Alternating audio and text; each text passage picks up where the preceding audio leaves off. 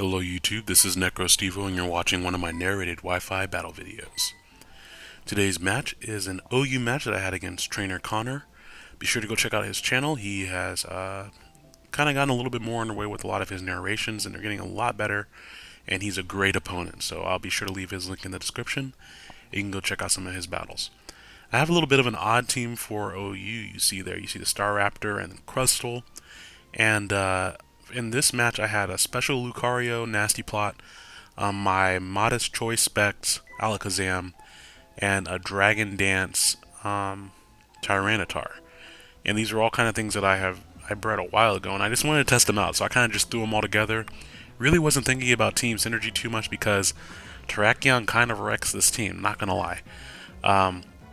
But I think for this battle, we actually just decided to try to kind of sort of bring at least one thing from each tier, generally. And he just starts off with Mean Shao, and I wasn't really worried about it. High jump kick wouldn't one-hit KO me because of sturdy, so I just want to get my rocks up. Because he has Chandelure, it'd be nice to get some good damage in against that. Now he brings in his Chandelure and interestingly goes for Trick. I don't really understand why he did that. Maybe he was predicting my switch out to... I don't know whom I would have switched in there, to be completely honest. But in other words, maybe he just wanted to cripple my Crustle, which he did, because I don't have any speed investment on this Crustle. But in return for the Scarf, I get a stylish Scarf, and I get to KO his Chandelure, because I managed to hit all three of my Rock Blast, so that works out. He brings back in Mean Shao.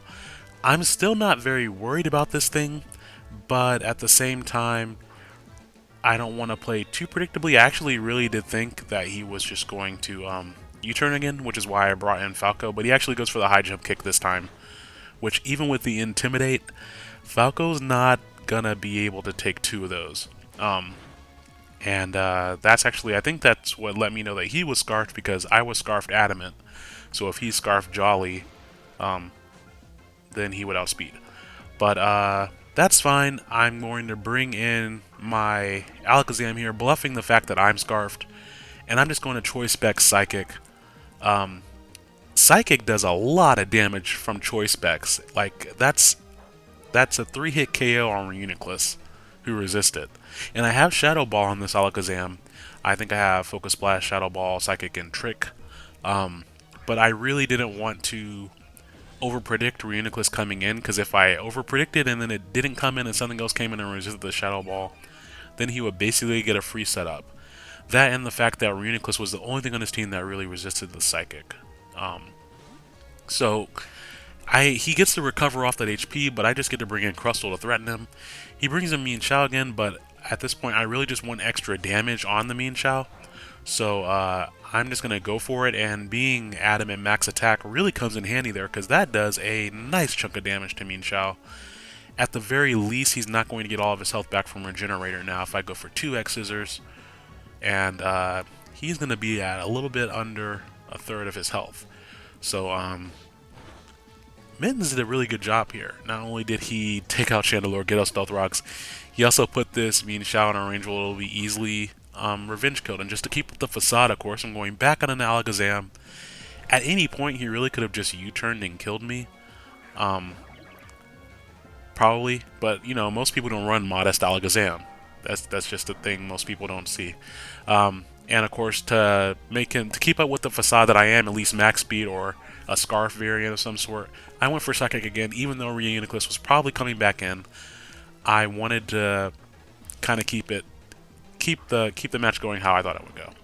Now, expecting him not to use Focus Blast, or maybe to try to set up, I go out into Tyranitar just so I can use this opportunity to set up myself. He actually recovers again, which is fine by me. Unfortunately, this isn't my Bandit T-Tar, which carries Pursuit, because I was pretty sure he'd be switching out of there, but I don't have Pursuit. So I could go for the Dragon Dance, though, which is what I actually do end up doing, which is fantastic because he brings in Scizor, and I know from experience that I can live a Bullet Punch from Scizor. I can't live a Superpower, but I think at the time of this battle, I had fought this Scizor before, and I knew it didn't have Superpower.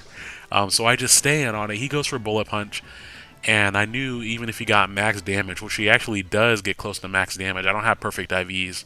I think that calc is with perfect IVs. But I knew I could live it, and guess what? A +1 Stone Edge coming from Tyranitar's monstrous attack stat is enough to clean out the standard Scizor set, especially with Life Orb damage and Stealth Rock damage. So that's great. I get a tiny little bit of leftovers recovery that's not going to matter because he has me in Shao.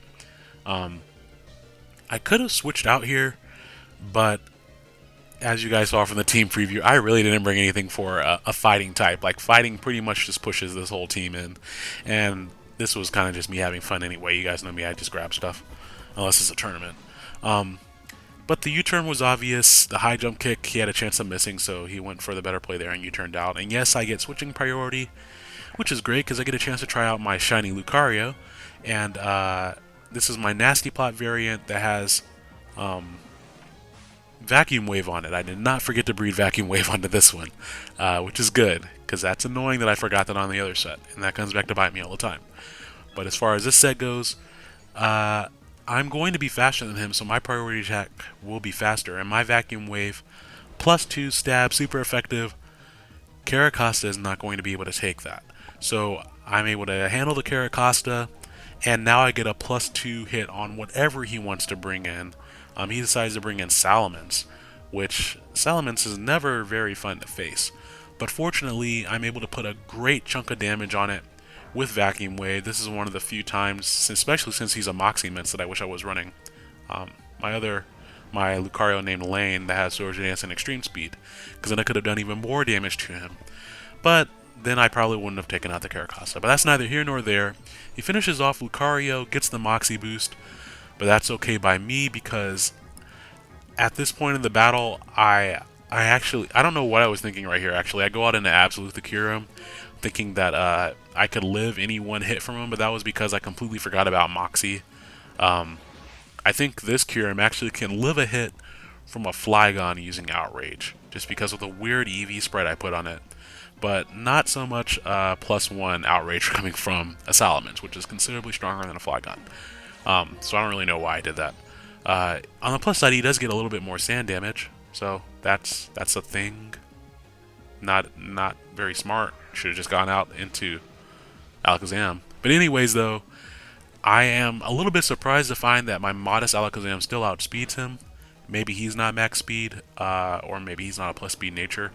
But since I am Specs, I have to lock myself into something that'll hit all 3 of his remaining Pokemon, and we've seen the damage that Psychic does against Reuniclus, and that just does not cut it. And so basically I left in Lucario there so that I could put it in a range where Shadow Ball could kill off Salamence, could kill off Reuniclus, and then maybe he would miss his high jump kick, or something would go weird with his U-turn. I don't really know. But his last Pokemon is Mienshao. All he had to do was go for the U-turn, and he actually goes for the Hidden Power Dark. I think that was a misclick. I'm not completely sure, because if he had just gone for U-turn, he would have KO'd me. But since he went for Hidden Power Dark, that allows me to hit him with a Choice Spec Shadow Ball and blow him away. So I mean I won technically, but if he had just U-turned, he would have won. So that was a great match. I really enjoyed getting to use some of my new sets. I hope you all enjoyed that. Look forward to my next couple of videos. Are all going to be from the ICL Challenge. So look forward to those. You guys have a great weekend, and I will see you all later. Bye-bye.